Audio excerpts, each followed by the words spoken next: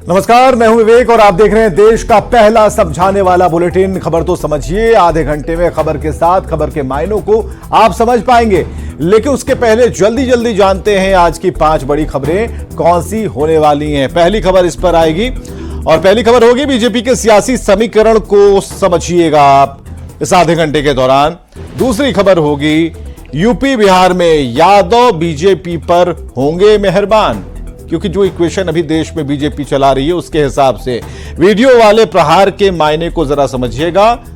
प्रधानमंत्री ने एक वीडियो पोस्ट किया था, हेमंत के हाजिर ना होने के मायने को भी आप समझेंगे। बार बार समन जारी हो रहा है, हेमंत कहां है। 5वां नंबर यह कि समझिए क्राइम पर क्यों गरमाई हुई है सियासत। तो एक साथ कई खबरें हैं, लेकिन सबसे पहले बात करते हैं बीजेपी की। बीजेपी ने एक बार फिर चौंकाने वाला फैसला किया है और पहली बार विधायक बने भजनलाल शर्मा को राजस्थान की कमान सौंप दी। भजनलाल शर्मा राजस्थान के सीएम होंगे, जबकि दिया कुमारी और प्रेमचंद बैरवा को उप मुख्यमंत्री बनाया जा रहा है। तो मोदी और शाह की जोड़ी ने तीनों ही राज्यों में जिन चेहरों को प्रदेश की कमान सौंपी, उसका किसी को पहले से रत्ती भर भी अंदेशा नहीं था।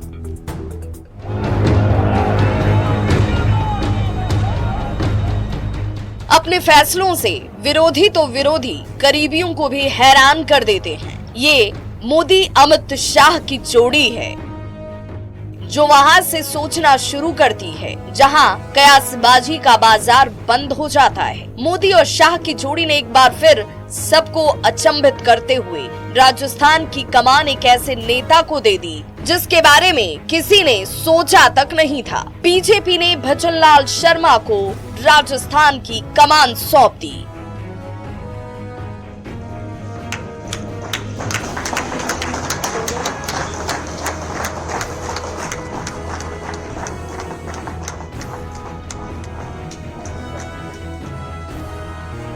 आरएसएस और एबीवीपी से जुड़े रहे भजनलाल शर्मा 4 बार प्रदेश के महामंत्री रहे हैं। वैसे तो भजनलाल शर्मा काफी दिनों से संगठन से जुड़े रहे हैं, लेकिन पहली बार उन्हें बीजेपी के गढ़ माने जाने वाले सांगानेर से विधानसभा का चुनाव लड़ाया गया, जहां से पहली ही बार में जीत दर्ज कर ली और पार्टी ने उन्हें राजस्थान के सीएम की कुर्सी सौंप दी। बता दें कि राजस्थान में 7% ब्राह्मण वोट है। बीजेपी ने जातीय समीकरण को साधते हुए राजस्थान में 2 डिप्टी सीएम के नाम का ऐलान भी कर दिया।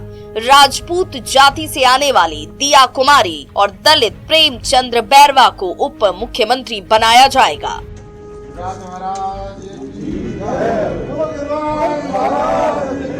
बड़ी बात ये कि राजस्थान से पहले मध्य प्रदेश और छत्तीसगढ़ का मुख्यमंत्री चुनने में भी बीजेपी ने खास सोशल इंजीनियरिंग फॉर्मूले का ख्याल रखा था। छत्तीसगढ़ के लिए जैसे ही आदिवासी समाज से आने वाले विष्णुदेव साय के नाम का ऐलान हुआ, हर कोई हैरान रह गया।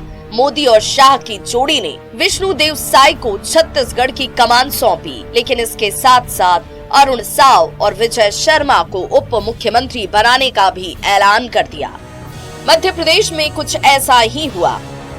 भजनलाल शर्मा को राजस्थान की कमान सौंपकर बीजेपी ने अगड़ी जातियों को छिटकने से तो बचाया ही, ये भी बता दिया कि बीजेपी ही देश की एकमात्र पार्टी है जहां पहली बार जीतने वाला विधायक भी प्रदेश का मुखिया बन सकता है।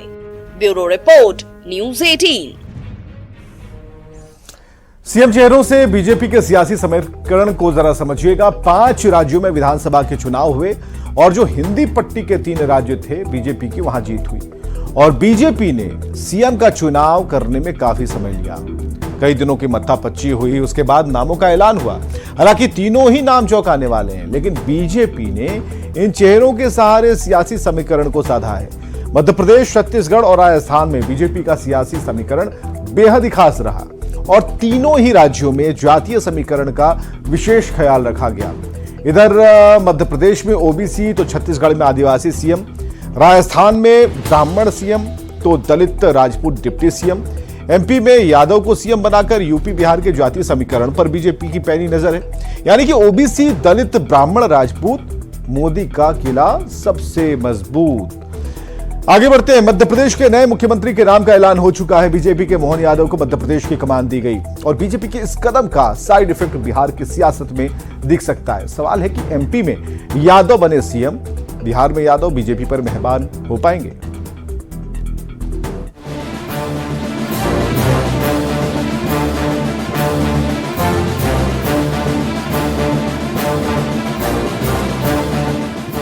राहुल गांधी विधानसभा चुनाव प्रचार में जहां भी जाते थे जातीय गणना की बात करते थे।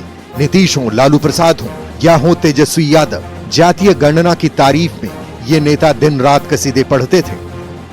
इसका सीधा मतलब था कि इंडी अलायंस के नेता विधानसभा चुनावों से होते हुए 2024 के लोकसभा चुनाव में दलित ओबीसी कार्ड खेलने की तैयारी में है। लेकिन इसी बीच हिंदी पट्टी के 3 राज्यों में बीजेपी को बम्पर जीत मिली, जिसमें मध्य प्रदेश भी शामिल है। मध्य प्रदेश का सीएम कौन होगा, इसकी अटकलें लगाई जाने लगी। कई नाम आए, कई नाम गए। मोदी अमित शाह की जोड़ी कई दिनों तक कवायद करती रही और उसके बाद जो नाम सामने आया उसने सबको हैरान कर दिया। जो किसी ने सोचा तक नहीं होगा वो हो गया। बीजेपी ने मोहन यादव को मध्य प्रदेश की कमान सौंप दी। लगातार 3 बार से विधायक रहे मोहन यादव फिलहाल उज्जैन दक्षिण से बीजेपी के विधायक हैं। हिंदुत्ववादी छवि वाले मोहन यादव को आरएसएस का बेहद करीबी माना जाता है। उज्जैन संभाग के बड़े नेताओं में गिने जाने वाले मोहन यादव की पहचान मध्य प्रदेश में ओबीसी समाज के बड़े चेहरे के तौर पर भी होती है। मध्य प्रदेश में बीजेपी ने ओबीसी कार्ड खेलकर बिहार यूपी के यादवों को एक संदेश दिया है। यादव जाति के लोग यूपी में मुलायम अखिलेश और बिहार में लालू के समर्थक रहे हैं। बीजेपी की कोशिश है कि 2024 से पहले उन मतदाताओं को भी ना छोड़ा जाए जो अब तक दूरी बनाकर चलते रहे हैं। अब सवाल है कि यादव को एमपी की कमान, क्या यूपी बिहार में यादव बीजेपी पर होंगे मेहरबान? और जगह भी बनावे, उससे बिहार में कोई परिवर्तन होने वाला नहीं है और बिहार में कोई असर पड़ने वाला नहीं है, क्योंकि यहाँ के लोग जानते हैं कि क्रांति की भूमि रही है। क्रांति कर कर लड़ाई लड़ने वाले लोग हैं। आरजेडी का कहना है कि मध्य प्रदेश में बीजेपी की तरफ से यादव को सीएम बनाने का बिहार में कोई असर पड़ने वाला नहीं है।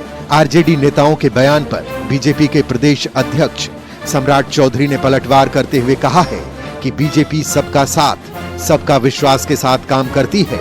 ये किसी एक परिवार या जाति की पार्टी नहीं है।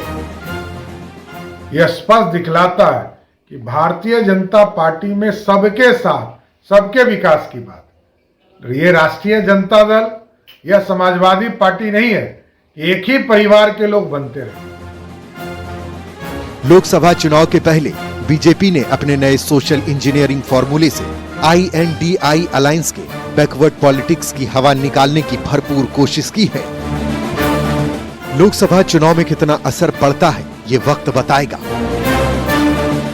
न्यूज़ 18 के लिए पटना से आनंद अमृतराज के साथ ब्यूरो रिपोर्ट।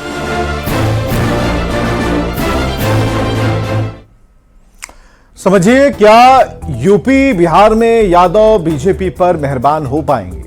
यादव जाति की जो आबादी है सबसे ज्यादा है उत्तर प्रदेश और बिहार में, और जातीय गणना की अगर मान लें तो बिहार में 14% से अधिक यादवों की आबादी है।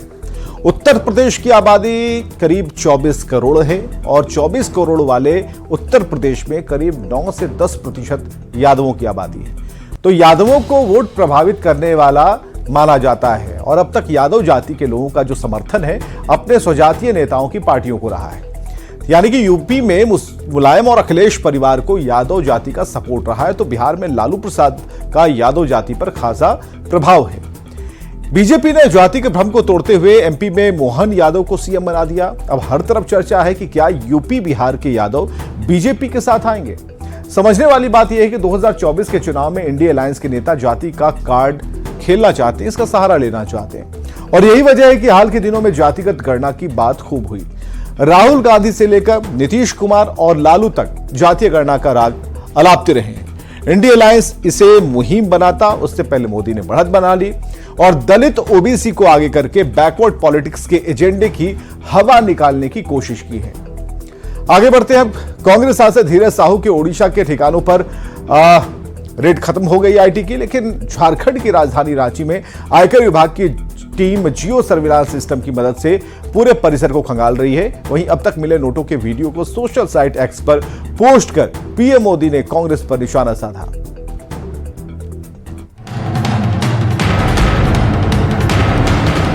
बीजेपी ऑफिशियल ट्विटर हैंडल से पोस्ट इस वीडियो को खुद प्रधानमंत्री नरेंद्र मोदी ने सोशल साइट एक्स पर रीपोस्ट किया है।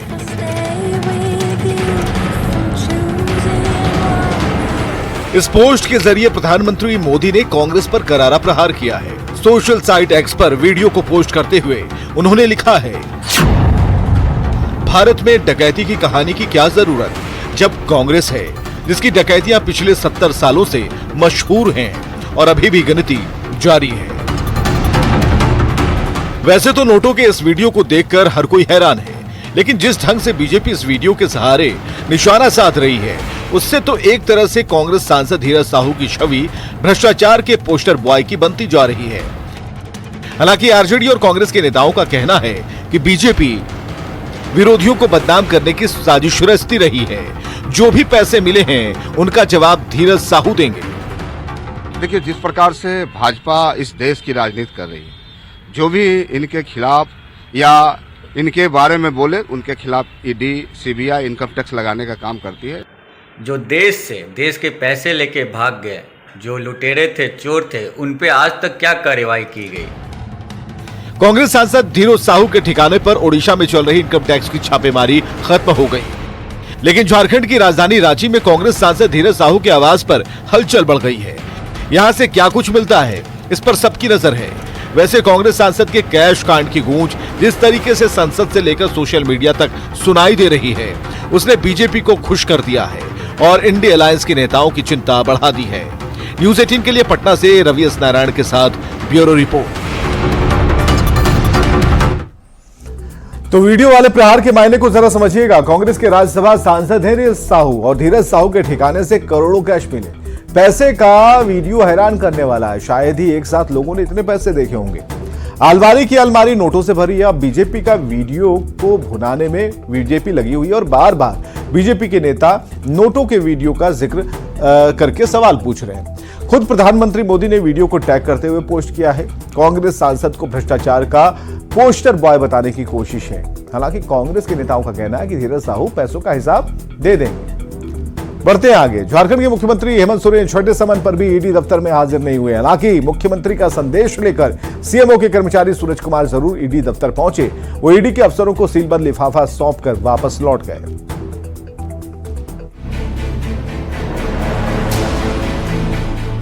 दोपहर के करीब 2:30 बज रहे हैं।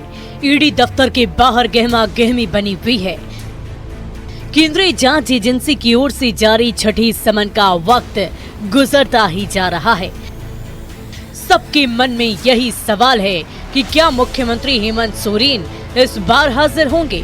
पर तभी ईडी दफ्तर के ठीक सामने से सीएम हेमंत सोरेन का काफिला बिना रुके गुजर गया।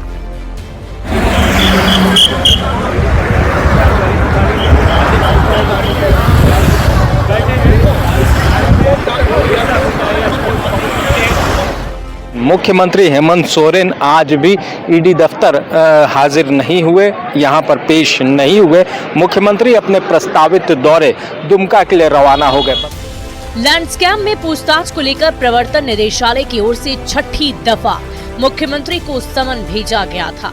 इससे पहले 14 अगस्त, 24 अगस्त, 9 सितंबर, 23 सितंबर और 4 अक्टूबर को भी पूछताछ के लिए बुलावा आया था।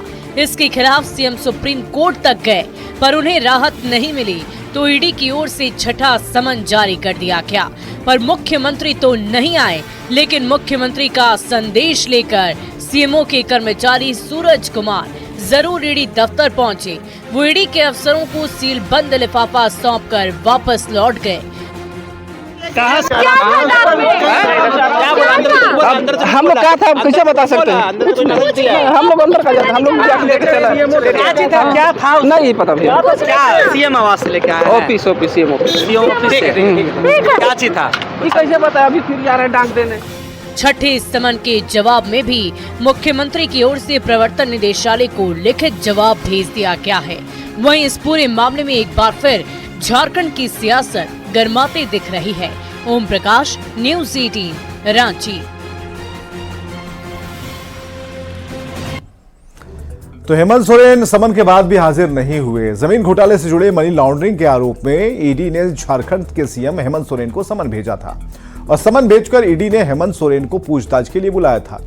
हेमंत सोरेन को ईडी का यह छठा समन था, लेकिन हेमंत सोरेन पूछताछ में शामिल नहीं हुए और इससे पहले ईडी हेमंत को 5 समन भेज चुकी है, लेकिन हेमंत सोरेन पूछताछ में तब भी शामिल नहीं हुए थे। कोर्ट भी गए, लेकिन कोर्ट से राहत नहीं मिली और छठे समन के जवाब में हेमंत सोरेन ने लिखित जवाब भिजवा दिया। अब बीजेपी ने इन्हें बर्खास्त करने की मांग की है। देखना होगा कि ईडी आगे क्या करती है। बीजेपी सांसद रामकृपाल यादव ने लोकसभा में बिहार में बढ़ते अपराध का मुद्दा उठाया। रामकृपाल यादव ने संसद में कहा कि बिहार में अराजक स्थिति हो गई और बीजेपी सांसद के बयान पर बिहार में सियासी घमासान छिड़ा है। की स्थिति है, हर दिन गोली गोली। बिहार में अराजकता की स्थिति है, ये हम नहीं कह रहे, ऐसा कहना है पाटलिपुत्र से बीजेपी सांसद रामकृपाल यादव का, वो भी संसद में। बीजेपी सांसद रामकृपाल यादव ने लोकसभा में बिहार में बढ़ते अपराध का मुद्दा उठाया। शून्यकाल में बोलते हुए बीजेपी सांसद ने कहा कि बिहार में अपराधी बेलगाम हैं। मसौढ़ी में एक लड़की को गोली मारने और पुलिस थाने के सामने ठेकेदार की हत्या का जिक्र करते हुए रामकृपाल यादव ने कहा कि बिहार में अपराधियों का मनोबल सर चढ़कर बोल रहा है। व्यक्ति को, जो व्यवसायी था, उसको भी गोली का शिकार होना पड़ा। बिहार में अराजकता की स्थिति है, हर दिन गोली गोली। रामकृपाल के बयान पर बिहार में सियासी माहौल गर्म है।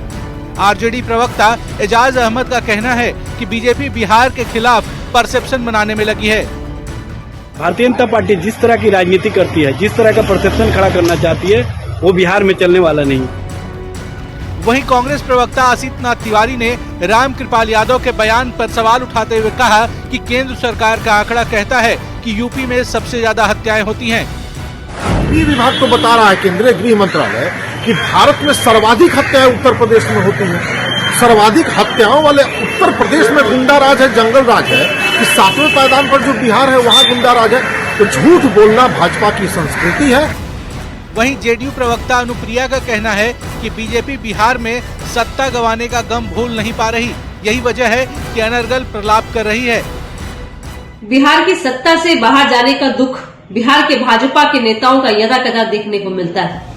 अपराध बढ़ा है या घटा है, ये तो पूरे बिहार की जनता जानती है। फिलहाल लोकसभा चुनाव से पहले बयानों ने बिहार की सियासी फिजा को गर्मा रखा है। न्यूज़ 18 के लिए पटना से अमित कुमार के साथ ब्यूरो रिपोर्ट। तो क्राइम पर बिहार की गरमाई सियासत के मायने को जरा समझिए। अगस्त 2022 में बिहार में सत्ता का परिवर्तन हुआ और नीतीश बीजेपी को छोड़कर आरजेडी के साथ चले गए। उसके बाद से ही बीजेपी नेता बिहार में बढ़े हुए अपराध की बात कह रहे हैं। बीजेपी नेताओं का कहना है कि आरजेडी जब जब सत्ता में आती है अपराध बढ़ जाते हैं। एक बार फिर बीजेपी सांसद रामकृपाल यादव ने अपराध का मुद्दा उठाया है। हालांकि महागठबंधन के नेता बीजेपी पर बिहार को बदनाम करने का आरोप लगा रहे हैं। और आइए देखते हैं इस वक्त की हेडलाइंस।